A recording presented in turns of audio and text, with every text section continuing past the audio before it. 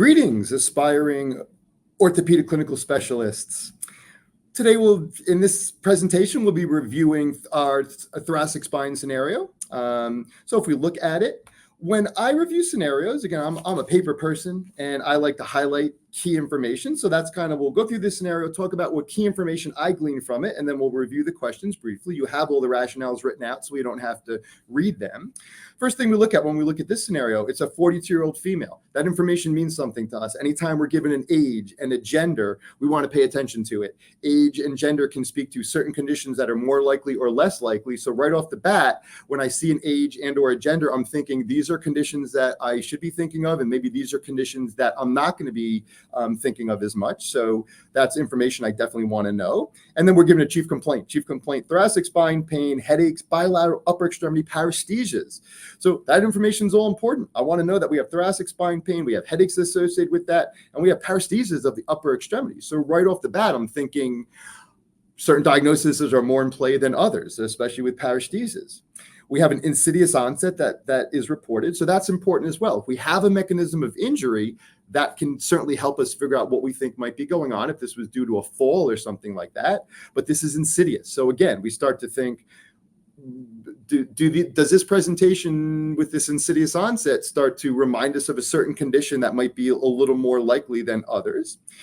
These symptoms started 6 months ago, so that also makes a difference. I want to know if a condition or if symptoms came on 6 months versus 6 days versus 1 day or anything like that. And then we're given information that her symptoms are aggravated by, you can read it there, sustained postures longer than 15 minutes, carrying objects, laundry bags, styling her hair. So anytime I'm told what makes a condition better or worse, that's information I want to attend to as well. That's information that I possibly can use if I'm asked an intervention question, especially if it's a specific intervention question. I need to know what makes this patient's symptoms better or worse, because I can use that in my treatment program. So we're given that information. You might be thinking it's something systemic with a multitude of symptoms going on, but we're given information about no night pain, no weight loss, no chest pain, and no history of cancer. So we look at that and we say, sounds like we don't have any red flags here. So sounds like person's appropriate for PT, and it's more of potentially a mechanical issue. So that certainly helps us. We're given MRI information here. We may know that scans aren't the best and maybe not the most sensitive and specific for certain conditions, but if we're given that information here, I want to attend to it. So this MRI revealed a disc bulge in the lower thoracic spine region T8, T9. So you should be thinking about some things. We know the level, we know how a disc bulge at that level may present, where we may have symptoms. So that's information I certainly want to pay attention to. She was given a general anxiety screen, or screening reveals that she has a general anxiety disorder as well as irritable bowel syndrome. Those are yellow flags, and we certainly want to pay attention to those, because those can make a difference into how we might want to manage this patient or advice that we might want to provide. So again, all really important information. Whenever we look at a scenario, when these are written, we try not to add any extraneous information. So everything is really important. So make sure you attend to it. If you ignore something in this scenario, chances are you're probably going to get an item wrong later on, because that information is needed. So pay attention to that. And then we talk about further discussion in terms of just getting more information from this patient. And she's concerned about injuring her back due to those MRI findings. So that means something to us. Again, we're thinking yellow flags when I see that. And at this point, now we're given some measurement. So I kind of chunk these scenarios up a little bit. The first piece is usually what the condition is, what the patient reports. So that's their subjective information. So we certainly want to know that. And then when we're given, and then I kind of put a block at that point. And then when we're given the objective information, I kind of separate that in my brain a little bit. Obviously, we want to put all that information together. But as I'm reading through it, trying to keep track of everything, I kind of just say, okay, I have all this subjective information. This is what I'm thinking based on this subjective. Now let's see what the objective information is going to, how it's going to help us. It may confirm a hypothesis, or it may refute a hypothesis that I'm thinking of.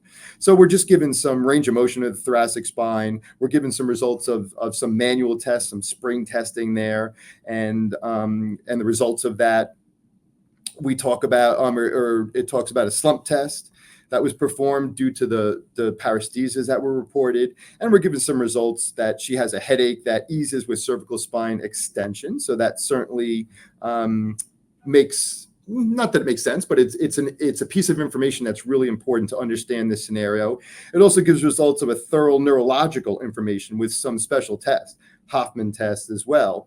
And it says that they were all intact and they were all negative. So that's really important as well, because initially we might have been thinking, well, with these symptoms going on in upper extremity paresthesias, I'm thinking this might be something neurological. We're given information that says all that testing was negative. So that's very important as well.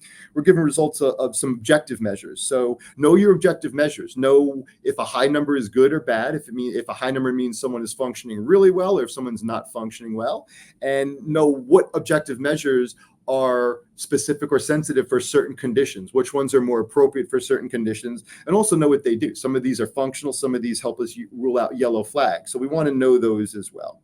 So it's kind of a long scenario, but that are key points that when I read it, that I kind of highlighted that made sense to me, or at least that will help me kind of figure out what I think we're dealing with here. And then the first question here is a differential diagnosis question. Based on the above presentation, which of the following diagnoses is most likely? And we have some myelopathy choices, we have a disc choice, we have thoracic outlet syndrome, and we have T4 syndrome. So the correct answer is T4 syndrome. If we look at what T4 syndrome is, sympathetic irritation right around that sympathetic trunk, and it matches all the symptoms that were presented here. Now, when you look at those choices, those other choices are attractive because there's something in this scenario that does make sense for each of those choices. But you can't just look at one or two pieces and ignore 5 other pieces. You have to look at everything in total. When we look at everything in total, the only diagnosis here that explains all that symptomatology is T4 syndrome. Other symptoms might be explained by one of those other choices, but not all of them. So the best answer here is T4, and that's why. So we definitely have to be aware of other conditions, and we have to be able to perform our differential diagnosis. So you have to think about as we're reviewing conditions or as we're studying, how are these couple of conditions, how would they present similarly, and what could I use to differentiate them? In some instances, it might be an objective finding. In some instances, it might be more of a subjective finding. So we want to know that.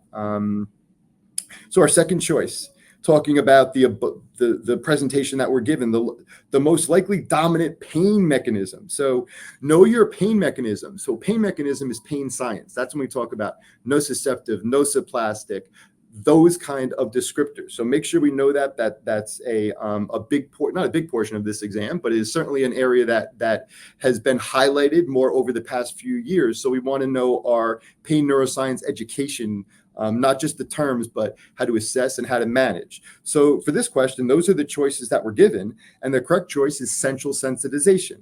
We have our peripheral nociceptive and our peripheral neurogenic choices, as well as functional pain syndrome. The best choice here is central sensitization. We have some yellow flags present. The patient is concerned about the results of her MRI with her disc. And she's had this for 6 months. So the best explanation for all those symptoms and her presentation is going to be the central sensitization. The other pain mechanisms wouldn't present that way. There'd either be the time frame would be different, or the presentation would be different in terms of where her symptoms might be or what the symptoms might be. So again, we want to know those and know those descriptions. That's going to be really important moving forward. If we look at our next question, and we're asked about the presentation and diagnosis, what's the initial treatment? Now, this is important because sometimes you may be given information that the patient has progressed and it's now 3 weeks down the road. What's an appropriate treatment now? So this question is specific to the initial treatment. So basically, we just read this scenario. This is a patient sitting in front of us. What are we going to do right now? So that's really important, because some of these other answers, you may say, well, I would do all of these, but maybe you might do 1 or 2 of them a little later on down the road when the patient has progressed.